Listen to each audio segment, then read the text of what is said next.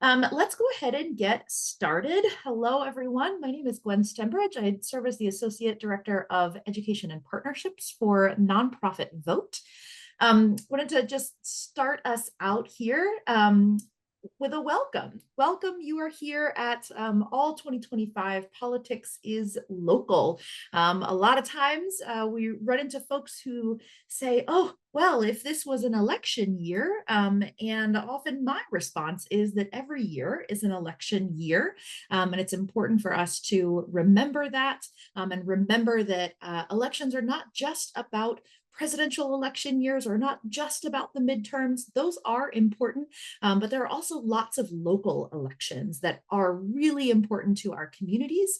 A lot of these decisions that are being made are going to even more directly impact our communities than offices like president or members of Congress, right? They all have a place, but we want to make sure that those local elections at the local and state level really get attention. And that's where you all, as nonprofit leaders, as volunteers, as board members, can show up because you know your communities best. And so we're here to really equip you and make sure that you have the tools that you need to be successful in your voter engagement endeavors. So here's what our next hour or so will look like. Welcome. That's the first item on the agenda. I'm so glad you all are here. We're reviewing the agenda now. I'll talk a little bit about, just give you some highlights about Nonprofit Vote. Then we'll introduce our fabulous speakers and panelists for the day. And then we're going to have a little bit of a conversation about local politics, about getting involved, local elections, and some of the things that might be relevant to you and your organization. And then we're going to take some questions from the audience. So as you're going through, as you're listening so carefully today, I encourage you to add your questions to the Q&A section on our Zoom platform here.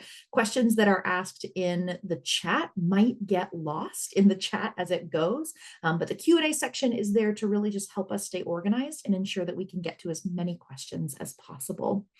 And then, as I always say, I come from a community organizing background, so I cannot leave without giving you a call to action. So we'll have our call to action, and then we'll close up for the day. As a reminder, this webinar is being recorded, and a recording will be sent to you after the webinar is over.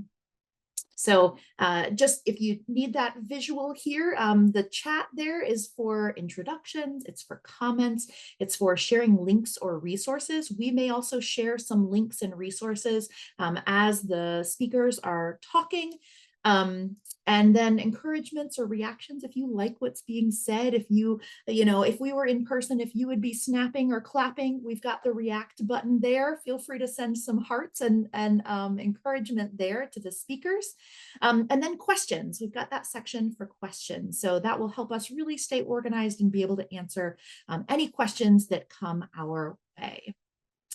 Also, closed captioning is available via Zoom. Great. So just a little overview of Nonprofit Vote. Some of you have been coming to webinars with Nonprofit Vote for years and could probably give this same spiel, but some of you may be new to us. So I always like to just center that and make sure that we are introducing ourselves as Nonprofit Vote. We've been around since about 2006, equipping our nation's nonprofits with the tools that they need to do voter engagement in a nonpartisan way.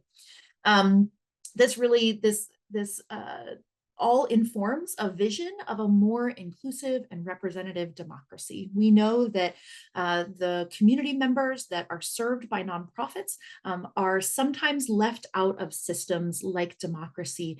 We want to ensure that all voices can be heard, especially when it comes to our democracy and electing those who are going to represent us, make policies and laws and decisions about our lives. So that's a little bit about us. Our speakers today, really looking forward to these two. Our first speaker will be Doug Cronizel. He's the local elections manager with Ballotpedia. Some of you may be familiar with Ballotpedia. You may think that it's the same thing as Wikipedia, and Doug will explain that it is indeed not. So looking forward to that. And then after Doug, we'll move to Kendall Joseph, who's the president at Project Texas, who is doing a lot of work in local elections and getting folks involved and really looking to change of those systems to ensure that all voices are being heard. So I'm gonna, with that, I will pass it on to Doug. All righty. Well, thanks so much, Gwen, and thanks for everybody being here. Yeah, as Gwen mentioned, my name is Doug with Ballotpedia coming at you from South Dakota today. A lovely, partly cloudy day here in South Dakota.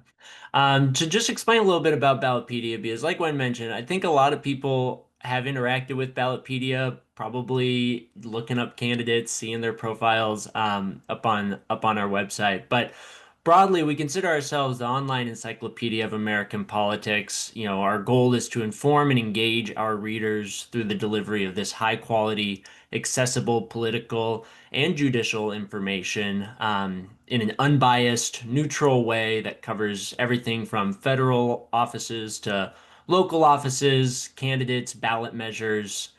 We've expanded into policy. One of our big efforts recently is our election administration legislation tracker, where we look at all the state legislatures and see what sort of bills are being introduced that would affect election administration in a given state. And we have a whole tool that you can use to look at your state and see what's going on in your state. Um, my role specifically on the local elections team is something that kind of sprang up a few years ago, but we've really begun kind of approaching it in earnest last year with the creation of this team. Ballotpedia for years, we've covered local elections, but only the largest cities in the country and the largest school districts that overlap with those cities. But a few years ago, we identified what we call like the ballot information gap. How, like Gwen was mentioning, these offices that have the largest effect on voters are often the ones that have the least amount of information out there accessible for voters to make use of. You can find out everything about all the candidates who are running for the US House in your district, but it's much harder to find out what the person running for your city council kind of stands for and what they're all about, or even who they are, what's their name, when's the election. So last year we created this team and we've begun on this journey of our goal to comprehensively cover local elections across the country. Right now, we've expanded into 26 states where we are doing comprehensive local election coverage all the way down the ballot. We try to capture every special election, even those ones that are just like on a random Saturday in July in Delaware. We'll find it and we'll get that information up on our website. But the whole purpose of that is furthering our mission of ensuring that voters have access to this information and ensuring that those candidates have a place where they can kind of live and be and have their information out there for voters to access. So really excited to be here and chat with y'all about these efforts and more. Thank you so much, Doug. And we'll um, move now to Kendall with Project Texas. Thank you so much, Gwen, and thank you everyone for having me here today. My name is Kendall Joseph. I am the founder and president of Project Texas. At Project Texas, we are the civic innovation powerhouse of North Texas, meaning that we make programs here in Dallas, Texas, that are built for Texas. The reason that we are here is out of pure love for Texas, knowing that Texas ranks last in the cost of voting index, meaning that we are the hardest state to vote in nationwide with the most boundaries preventing elections, people engaging in our democracy. This is important, right? So looking at Dallas, just where we are right now, for the past 2 years, Dallas has experienced, well, actually longer than the last 2 years, but just here on this screenshot, um, our local elections do not go over 10% turnout. So just for context, we have 1.4 million registered voters in Dallas County and less than 10% of them turn out for our elections. As you can see in 2023, there was 7.1% turnout. And then recently, now we are in 8.4% turnout for our local elections. So looking at why we are here, we did a survey here in North Texas, just figuring out why people aren't voting. And this translates throughout Texas in general. 40% of respondents thought their vote just didn't matter. 34% thought that they didn't know enough to vote, and 26% of those said that they were too busy to vote. Now, this aligns, of course, with the cost of voting index here in Texas as far as how difficult it is to vote. And as we all know, in local elections, that's the most important because this impacts your daily life every day. Looking at where people get their news from, this is a major thing, and I think a major area where nonprofits have to show up now. People are getting their news from social media. 48% of our respondents said they get their news from Facebook, Instagram, TikTok, not Dallas Morning News, not ABC, but social media. 28% said they get their news from online news articles and blogs. So that, of course, is your opinion-based blogs and news articles. And then last, but certainly not least, 24% TV news and local news. So at Project Texas, we strive to create, lead, and convene. We create programs that get people engaged on a daily basis, not just with voting, but to engage with democracy in general, to meet people where they are as far as gas stations, grocery stores, wherever that is. Our programs have just in the last 2 years touched over 20,000 people here in North Texas with a very lean team. We lead public forums, get people engaged and to also know what's happening with their officials in their elections. And we also convene people at these forums and events as well. So we operate from 2 flagship programs at Project Texas. The first one is called Saddle Up. Saddle Up is built with 3 initiatives. The first one, of course, is voter outreach. So that's, of course, where we register voters and turn out voters here in North Texas. Secondly, is called Civic Lab. So this is where we work with our corporations or schools, et cetera, to give them information for their employees or stakeholders regarding their elections or how to register to vote, so on and so forth. And then, of course, last but not least, public forum. So you're seeing an example here now where we convene local leaders here in North Texas discussing top issues such as education, healthcare, and the economy. Our second flagship program is Project Texas TV.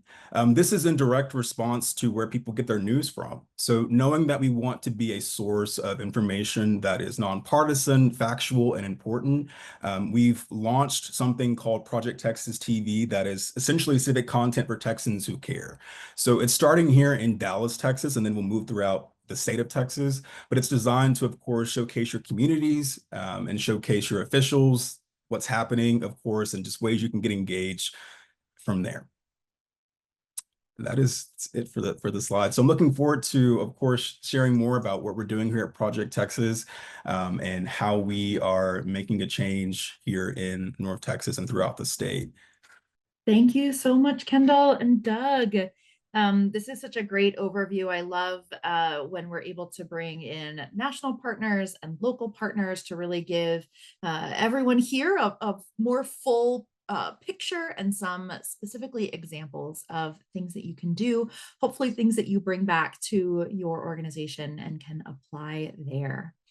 So the next portion of our webinar will be our panel conversation. And so I've got a few questions here for us to just talk about. The 3 of us want to get your perspectives, get your thoughts here.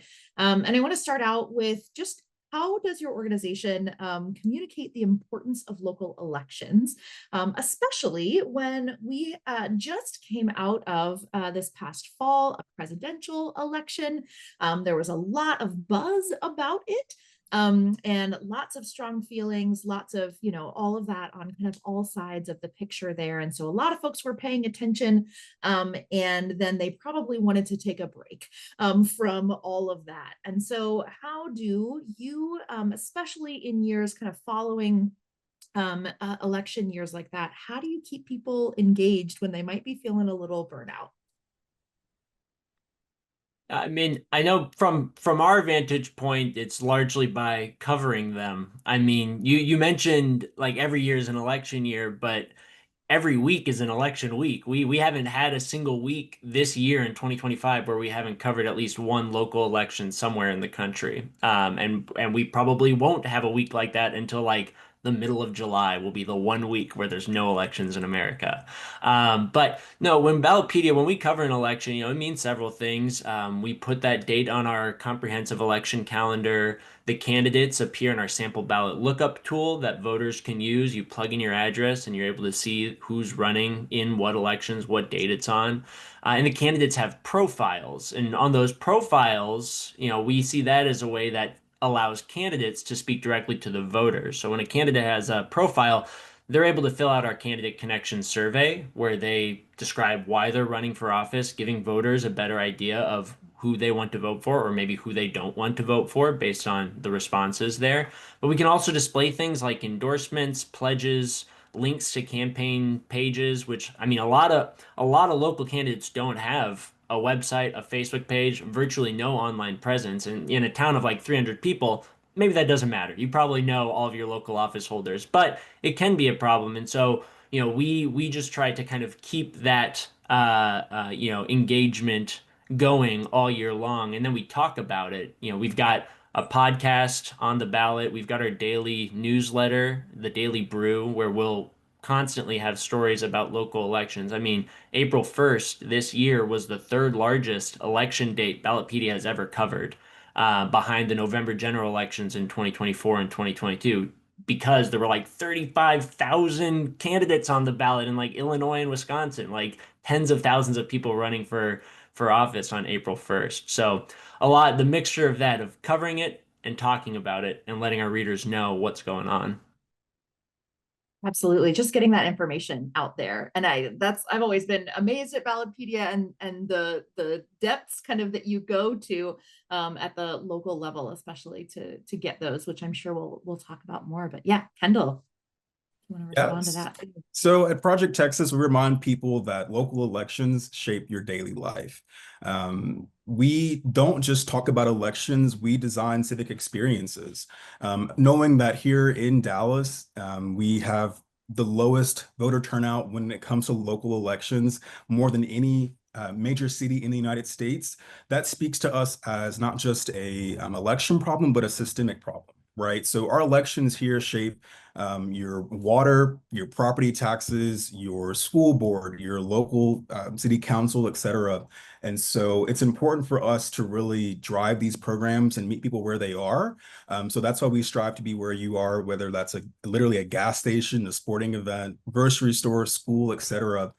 To really drive home the importance of local elections and to also make sure they're visible and that they're covered as well. Absolutely. I think meeting folks where they're at, right? I never, you mentioned gas stations. I never expect to talk about voting at the gas station. So if you approached me, I might be a little caught off guard. But then again, where else are you going to reach people, right? Like that's where they are, right? They're filling up their car with gas. So Exactly. yeah, absolutely. I love that.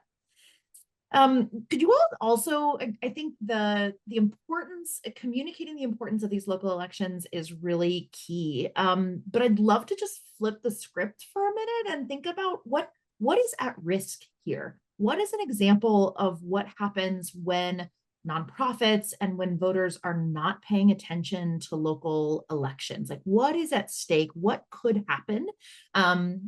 If nonprofits, if voters are really not paying attention at the local level and not voting.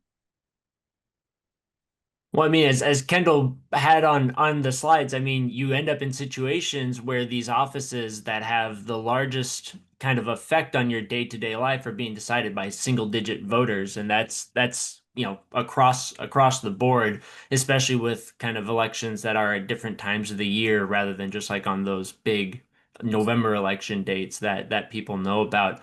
Another thing that's kind of harder to define, I feel like, is a sort of a loss of civic connection.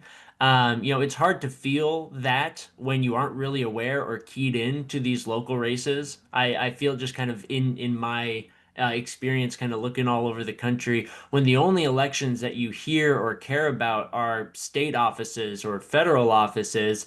You're going to feel there. I mean, those offices are kind of inherently disconnected from your day-to-day life, unlike these local offices. I mean, and I also, like Kendall, you mentioned the forums. I think that's huge because I mean, one of the reasons that we ended up going down this route was largely because of the now multiple decades long sort of decline in local news coverage across the country. And so when those outlets go away, people who lived in those areas are losing like a source of information. And I think in the past, people were kind of trusting that those outlets would be around to sort of let the candidates fill out their profiles. They'll be in the newspaper. We all read the newspaper, but people aren't reading the newspapers very much anymore because there aren't that many newspapers still around. And so I think nonprofits serve a very key role in kind of filling that gap, especially if you have a reputation of being, nonpartisan, neutral. I think you can bring a lot of candidates together and then kind of fill that gap in a big way. I love what you said there, Doug. And I agree with you, right? Nonprofits serve as that conduit, right, between the officials and the public. At Project Texas, when nonprofits aren't engaged with the public, something that we call civic health, meaning that we're measuring how turnout looks, how engaged people are, and overall how happy they are in their community. Um, it impacts people all across the board, right? So you have disinformation that fills that gaps where nonprofits should be, trust erodes, and then of course you have small interest groups making decisions for your city and for your community, right? Which all around can be a negative, depending on what you believe in. At Project Texas, we firmly see that need as more so of a mandate, right, to get more engaged here in North Texas, knowing that Texas is a huge state, right? We're essentially our own country. um, it means that I think at the core of everything that we're doing, this is a system that has to change here in Texas, right? And so for us engaging more and being not just coming around when there's elections, but being that nonprofit or that friend or supporter when there aren't elections really instills more trust in the community. We've heard all the time, even when we're doing block walking or canvassing, people say you only come around whenever you want to vote, right? And to us, that signals that we should be out here every day, not just for elections, but for community pulses or just events, and continue driving that positive civic health that we so desperately need here in Texas. And I I, think oh, I'm sorry. oh, I go, think Doug, go. those human connections, I think are huge. I mean, like, and you mentioned in the pie chart with like people getting their information from social media, like that's where people get their news from. I mean, those face-to-face interactions play an immense role in keeping people informed, keeping people engaged. And so, yeah, the more that can be facilitated, I feel like the more sort of keyed in you're going to have voters in your community. Even if you do have elections at like random times of the year, so long as like that outreach is something that's happening pretty consistently, you might be able to mitigate some of the effects that we see from those sort of off-cycle elections, even by virtue of just having people more connected to each other on a day-to-day basis.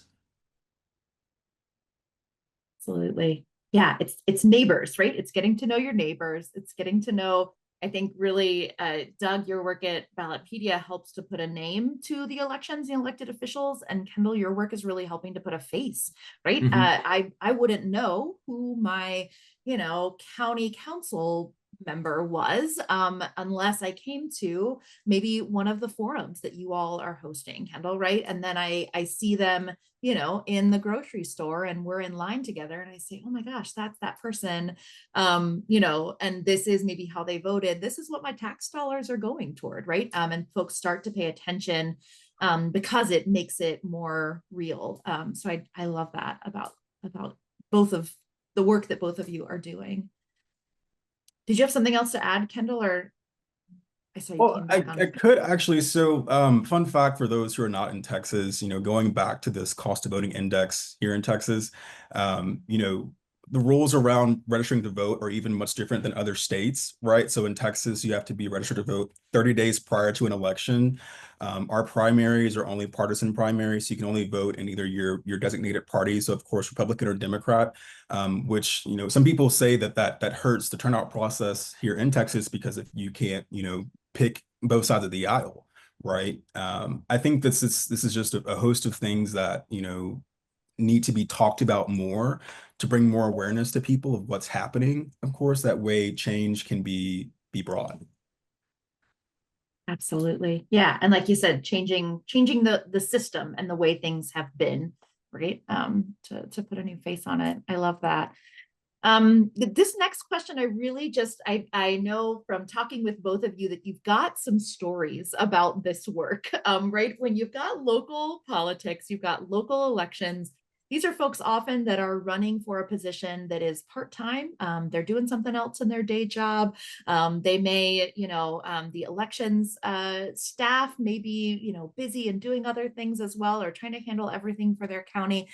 So just wanted to kind of put some examples out there and some stories of, are there some, obscure or unexpected positions that you've seen on a local ballot or stories that you've heard? I'll start out with an example of my own. I didn't realize that you could vote for coroner.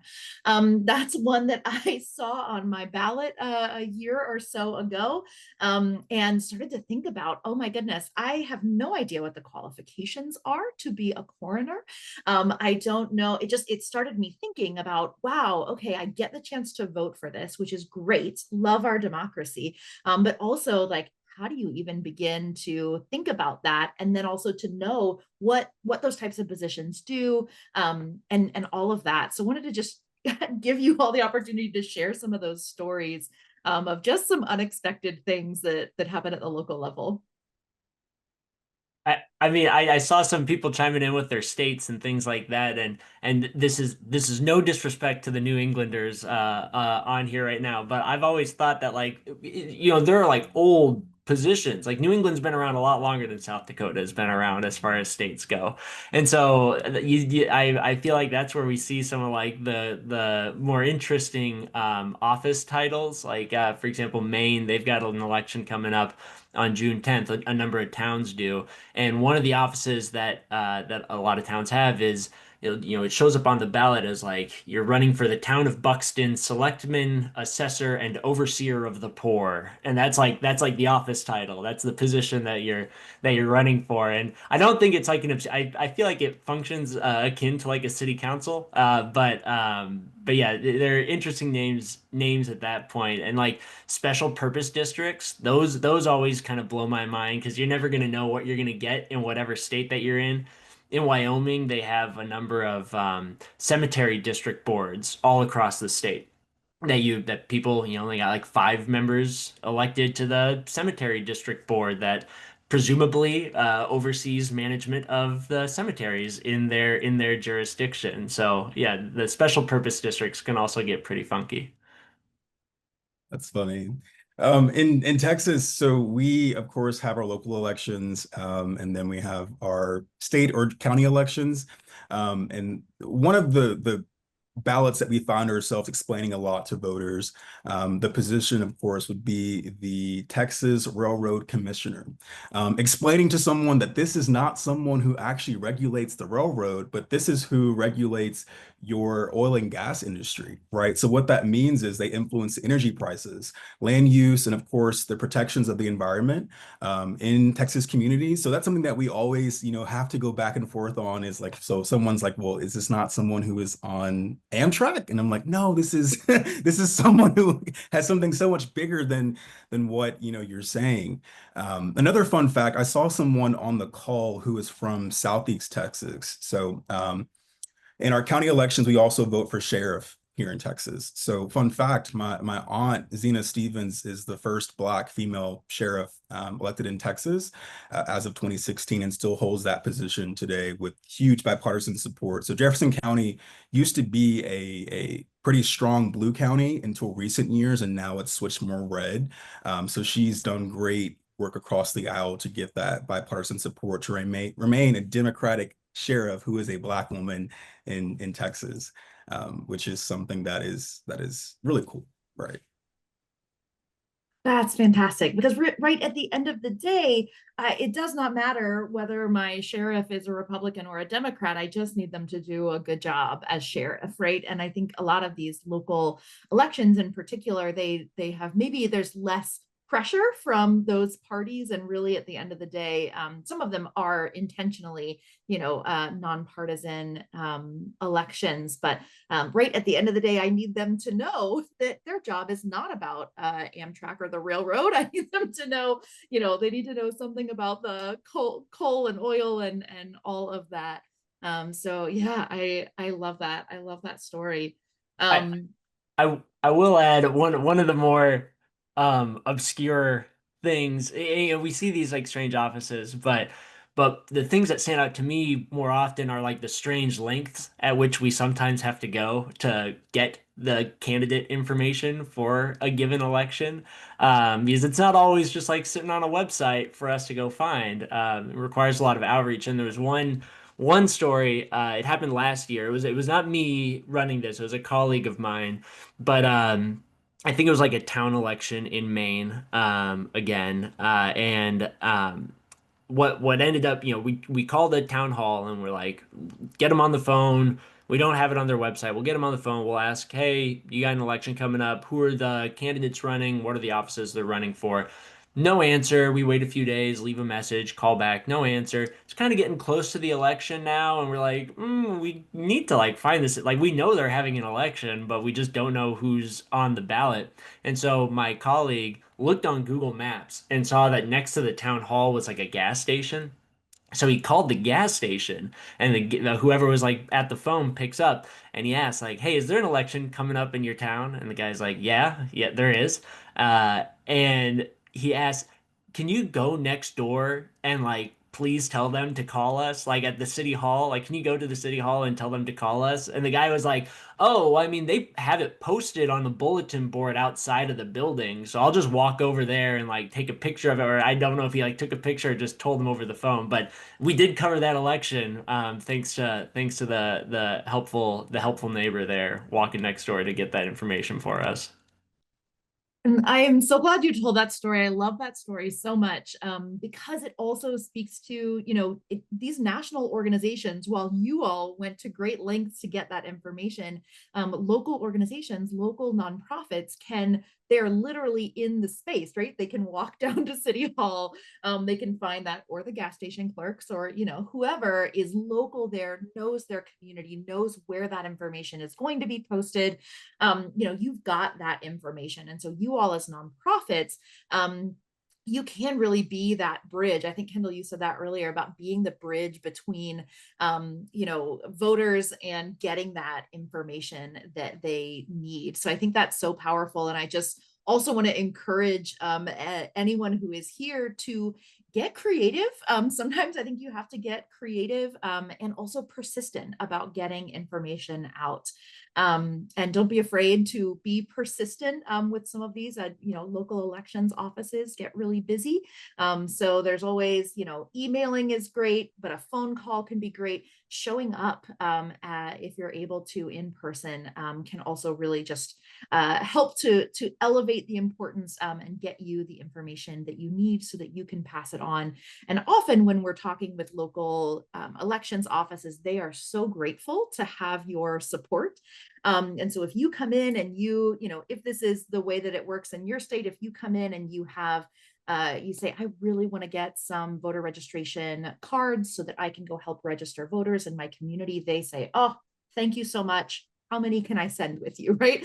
Or if you're in a state where that's not the process, but you still want to promote those dates, and you say, what are those dates? I really want to share this my organization is having an event next week and I want to share that information out. How can I get the best information, right? That can be, you can be that bridge and that connection. It's so powerful. The last question I have for you all, and this really just kind of ties in really well before we go to the audience Q&A. So I'll just give you the reminder, if you have a question that you would like answered, go ahead and put that in the Q&A. We've got quite a few there, and we'll sort through them and make sure we get to as many as we can. My last question for you all is really going back to what nonprofits can do.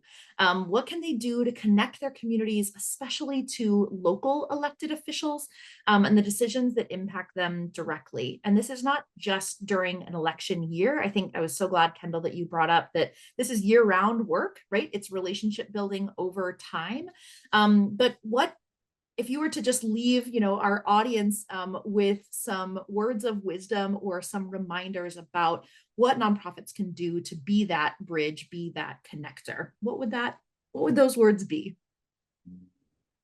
I mean, I'd reiterate really quickly, like first thing, everything that you just like local election officials, they want people to be engaged in the process. Like that, they are never going to get mad at you for trying to like get people engaged. I mean, I've spoken to people across the country, called counties and towns and school districts across the country. It doesn't matter if it's California, Minnesota, Florida, Texas, Wyoming, wherever. We're always encountering election officials who are grateful when we have that interaction with them. And I can only assume they would be even more grateful if it was like someone in their community who was having that interaction with them to broadcast that information and spread the word. But I mean I will say that to let people know that Ballotpedia as an organization, we exist and we put this candidate information out there. But I also want to kind of just extend the invitation to any nonprofits here today. We also want to make sure that this information that we're putting out there is robust, that there's more than just a name and an office. So I mean, if your organization ever hosts a forum that has candidates on it, if you know of anybody who makes endorsements, things like that, if you share that with us, we will put that onto candidate profiles. Like if you host a forum and you're like, hey, we hosted a forum for XYZ City Council District 3, here are the candidates, and you send that to us. If we've got a profile for those candidates, we will put a link to that forum on their profile. So any voters who end up on that profile will see, hey, I can go here to learn more about this candidate. That we're really focused on making our profiles more than just a name and an office, but actually a tool that voters can use to like go out from there. And I mean, share our sample ballot lookup tool. If you know of people, if you're trying to encourage people to run for office, I mean that's a huge thing because sadly, I mean, or depending on how you look at it, but last year it was like 60% of the elections we covered were uncontested, mostly at the local level. So if you're encouraging people to run for office, let them know about the resources that exist for them, either through your nonprofit or other nonprofits that you're aware of that can kind of be useful to, fill out a candidate connection survey on Ballotpedia. Like, boom, you don't even need to have a website. If you just want to say what you're running for, throw that up there. We exist to inform voters and to facilitate the transfer of information to those voters. So if you've got the information and you give it to us, we will transfer it to our readers. Rest assured. Awesome. For us at Project Texas, we believe it's important to listen to your community, right? So knowing that we're in 2025 and that people feel like current voter outreach methods are outdated, meaning the canvassing or ballots, etc. We are working to pilot new tech here at Project Texas to reach people where they are still. Right. For us, we believe that proximity builds power, and we're working to where people just do not vote once. Right. We want you to vote, but we don't want you just to vote once. We want you to build that civic muscle to build towards that civic health right here in Texas. We think that it's important, of course, to remain engaged in your community, of course, and know what's going on. Get your news to know what's happening in your community, and also remain local. I am so glad for both of those answers. I think, yeah, I think this is so crucial. We've got several good questions here in the Q&A, and so I want to move to that now. This first one I think really ties in well. And there are kind of two questions here that are related, so I'll ask them both. This is a little bit to Doug, but Kendall would love to hear your perspective here too. This person's asking if you can describe local efforts by county clerks or election officials that motivated voters in local elections. So is there something that those local elections offices can do? Often we get not just nonprofits, but we get some of those offices as well. So you can speak to that. And then the question alongside that is about how do you ensure that how do you ensure that that information is in a candidate's platform is not disinformation? How do you fight against disinformation when you're getting this information about candidates? Sure. I mean, to speak to the first question about what can election officials do, I mean, I would say just make the information as sort of like easy. And I'm not saying this because it would make my job easier, but like it also makes voters' jobs easier. Like make the information as easily accessible as possible. Like if you've got a website, publish it very boldly at the top. The next election is on this day. Here's who's running for office, all those things. I've seen school districts that have actually had their own sort of questionnaires, or like the state of Washington, for example, allows candidates to fill out a survey that then appears on a state website. A very simple, like, why are you running for office sort of thing, but like a candidate statement, something like that might also be really useful to fill that role. But then I'd also say, I mean, don't be afraid of social media. Like we've come across county election officials whose social media pages have been great. They're posting images of the sample ballot. They're talking about the election is 3 weeks away. Like voter registration deadline is like next Tuesday. It's just like the constant blast of information there. It's usually getting shared to like, the talk of the town page, something like that. It's getting its information out there. And then I've come across county websites that like haven't had an update since like the November general election of like 2022, like some very abandoned social media pages. So I mean, just taking advantage of those, because it's really like a small cost in terms of like the amount of time it takes to send that post out. But I think it can have a really big impact just in terms of like the visibility, like showing people that like, hey, we're the election office, we're around, we're here, and we're here to give you good information. And then also, the goodness of that information, the kind of the two benefits there. As for disinformation and candidate platforms, I mean, for Ballotpedia specifically, when it comes to like a candidate connection survey, we largely allow candidates to use that space to say whatever it is that they're going to say. We've got some rules and restrictions around like calls for violence and things like that that we will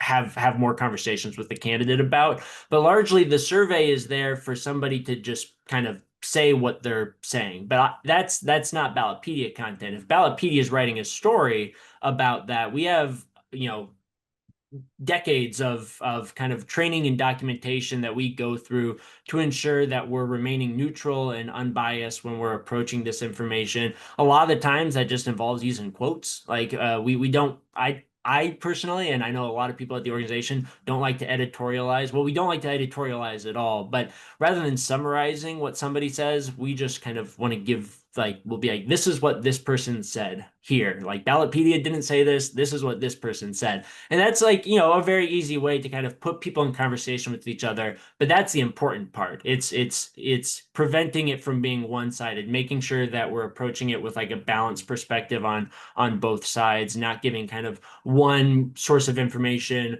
more of a monopoly of the time than another, and making sure that kind of things are balanced in that respect, and then leaving it up to the voters to make a decision from that understanding that we as an organization can be trusted and have gone through the work already to kind of pare it down to bring you just sort of like, here's the basic information, do with it what you will. And in Texas, to answer that question, so in your smaller counties, we have a county clerk. But in your larger counties, such as Dallas County or Harris County, which is Houston, Bexar County, San Antonio, we have something called an elections administrator. So that EA is, of course, in charge of the elections when it comes to a local, county, or a statewide federal standpoint. In 2020, Texas saw some of the highest voter turnout in Texas history, in modern Texas history. And that was because it was, of course, during COVID. And so counties were really innovative with how they reached voters. For example, in Harris County, they had drive-through voting. They had voting with 24-hour voting as well. They opened a lot of polling locations also that were near voters, and they really focused on a unified message that helped voters understand information and key information to turn out voters. Obviously, you know, after that, the legislator did not like, to be frank, did not like what happened there. So they've, of course, enacted new laws to restrict drive-through voting or 24-hour polling stations, et cetera. So in Texas, we're always, you know, playing Texas Hold'em here, right, to figure out how to turn out voters, but also not get arrested for what we're doing. You know, of course, in 2022, they also banned where nonprofits or people cannot give out water or other materials to people in line waiting to vote, right? So for us, it's always finding a way, not around, but finding a way through to continue to turn out voters here in Texas. Looking at disinformation, of course, at Project Texas, we are nonpartisan, and that is by intention.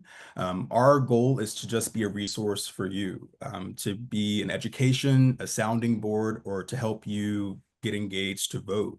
Knowing that we live in Texas and this is a state that does not teach civics in school, there is a major education gap when it comes to knowing what these positions mean and how they impact you on a daily life. So for us, we see our resources to be best spent on giving the facts and helping you get engaged where you are. Love that. Yep. Yep. Next question here. Again, I'm going to kind of combine a couple different ones to get some to get good answers here. Someone asked about a League of Women Voters group that is working to create meaningful but nonpartisan questions that will help voters select judicial candidates. I think this could apply to other candidates as well. And this is connected to another question about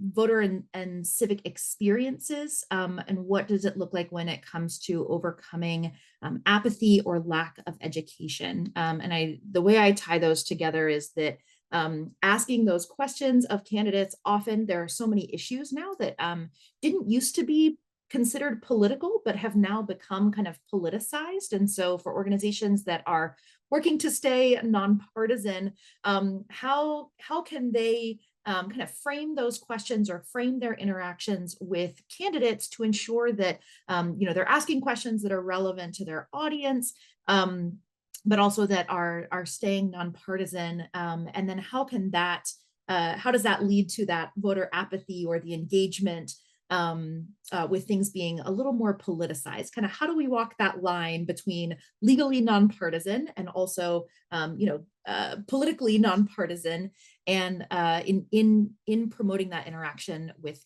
candidates? To either of you. Happy to Yeah, start go ahead. that one. So in Texas for our local elections, candidates run on a nonpartisan platform. So your city council, mayor are on nonpartisan. For more so of the engaging with individuals on that nonpartisan intention. For us, of course, we are nonpartisan. So what that means, of course, is we ask the same questions to both sides of the aisle. And if they respond, they respond. And if they don't, then they don't. But for us to walk that fine line of being nonpartisan, it's important to ask important questions and give important information about what's happening, of course, and how it impacts people, and ensuring that we're not giving, an op-ed on what's happening, right? And not endorsing a candidate and not saying you should vote for this. Our job is to simply say, this is what's happening. This is the date of what's happening. This is how it impacts you, and we're done. I mean, I will, on the topic of like the questionnaires and kind of how do you approach framing those questions. I mean, we're constantly revisiting our candidate connection survey to, ensure that the questions that we're asking people are as like helpful and as useful as they can be. The only two questions that we require people to fill out with like the little asterisk, like you gotta fill these out if you want to submit it, is who are you? Tell us about yourself. What are you, where are you from? Biographical information, whatever you want to put there. And then what are the three key messages of your campaign? And so we ask them, those two questions are like the required, you got to fill those out. The rest are all just sort of like, up to you. And I mean, we will what the way that we kind of go about crafting those questions is it's never just one person. It's always a team effort. It's always making sure that you have multiple people looking at the questions to ensure that kind of and bring in other perspectives. Like if you're concerned, like I don't know about this question, I feel like it might be a little biased, it might be a little slanted, something like that. Bring in outside perspectives and see sort of like, what do you think about this question? Like, does this seem sort of straightforward to you? I mean, we largely, I mean, entirely avoid kind of gotcha questions because we want candidates to feel safe and comfortable filling out our survey. And so we'll ask questions like, I was just kind of looking at a few, like a specific question that we ask of like state legislators that you could fill out if you're running for state legislature is what committees would you like to be on? If you are elected, what committees would you be on?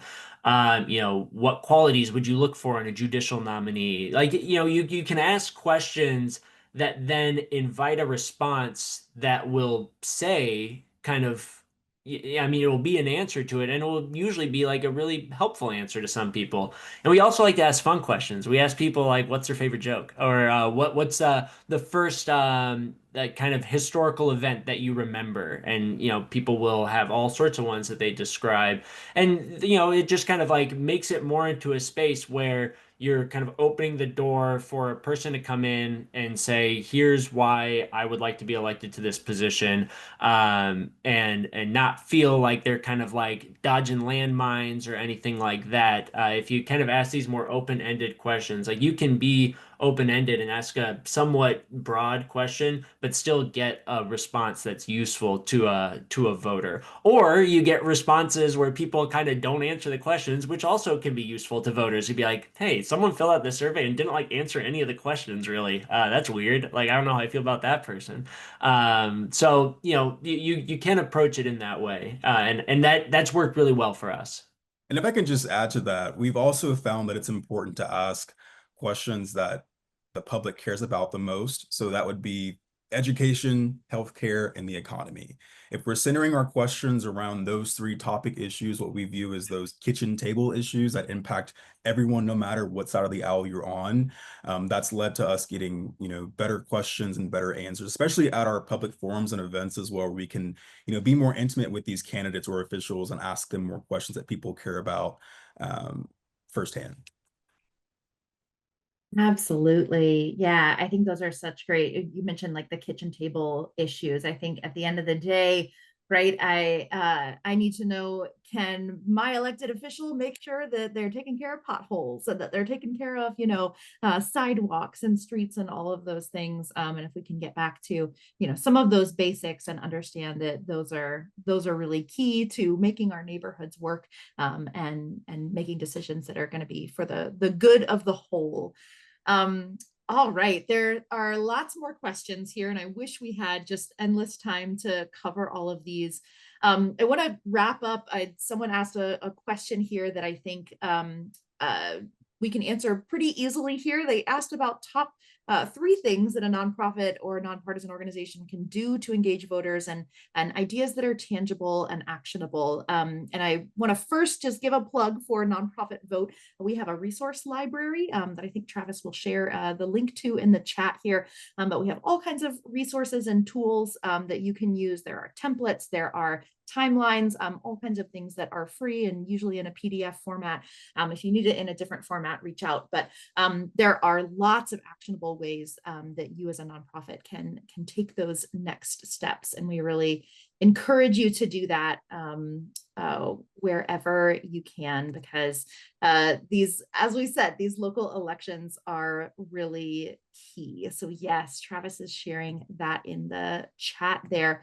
I want to give just a big thank you to Doug and Kendall for your time and expertise today. Oh my goodness, so many tidbits, so much good information here. A reminder to folks that this was recorded, and so you'll be able to watch the recording. This will be sent out. And my last couple pieces here are really that National Voter Registration Day. We are the managing partner for National Voter Registration Day. And so this is one of those tangible things that you can do. You can become a partner for National Voter Registration Day. You'll get all kinds of toolkits and information. You can get stickers. People love stickers, right? Sent to you, but fact sheets, there's all kinds of tools there. So just encourage you to do that. And remember that National Voter Registration Day is September 16th. That's a Tuesday. So please sign up to become a community partner. Also, my call to action is to take the nonprofit vote pledge, to take that time and say, all right, as an organization, here is what we're going to do. We're going to take this action. I've been inspired by Doug. I've been inspired by Kendall. I really want to take that next action because we really envision a nonprofit sector where civic engagement and voter engagement is just part of our DNA, right? It is something that all organizations are doing. So please take the pledge. That will add you to our list to get all of those resources and connections there. So thank you again so much, Doug and Kendall. Really appreciate you all. And thank you all for attending. And we'll wrap it up there. Happy voting, everyone. Pay attention to your local elections, and we'll talk to you again soon. Thank you.